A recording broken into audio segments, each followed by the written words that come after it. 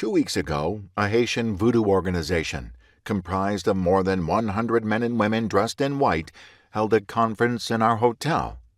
They rented several rooms at the hotel and used our main ballroom to conduct their ceremonies.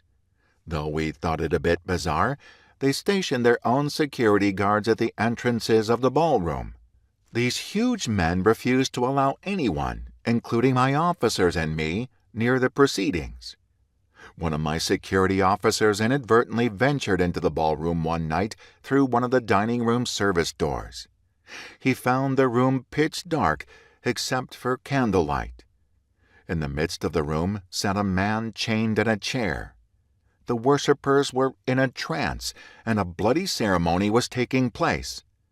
The security officer said that it so frightened him that he slammed the door, ran downstairs, jumped into his car, and drove home. Since then, the chief continued, our hotel has experienced major problems. We have had an abnormal number of thefts from the rooms, arguments, and even fistfights among the employees, inexplicable car accidents in front of the hotel, and workers calling in sick in record numbers.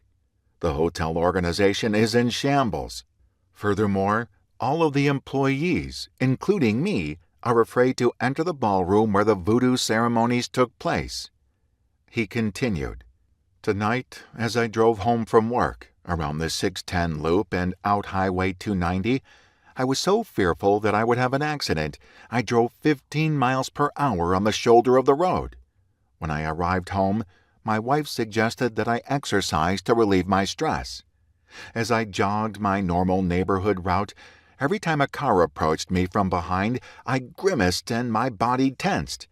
In my imagination, I could almost feel a bullet sear its way through my body.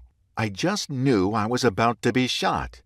I've called because someone told my wife that you might be able to help me. How long does it take to get to the hotel? Eddie asked. 30 minutes, he replied. Great. We'll meet you there in 30 minutes.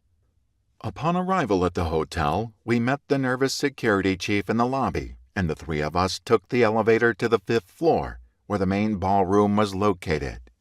As we walked over to the entrance to the ballroom, the security chief stood stiffly to the left of the elevator doors, unwilling to move an inch. From a distance, he threw the keys to us. We opened the door and stepped into the dark, cavernous room. The light switches, we discovered, were on the back wall at least 100 feet away. We walked to the center of the long, dark room. The atmosphere was oppressive, as if a million angry, invisible hornets were swarming around us. The air felt electric, as waves of spiritual energy pushed past and swept over us. The enemy was desperately trying to frighten us away.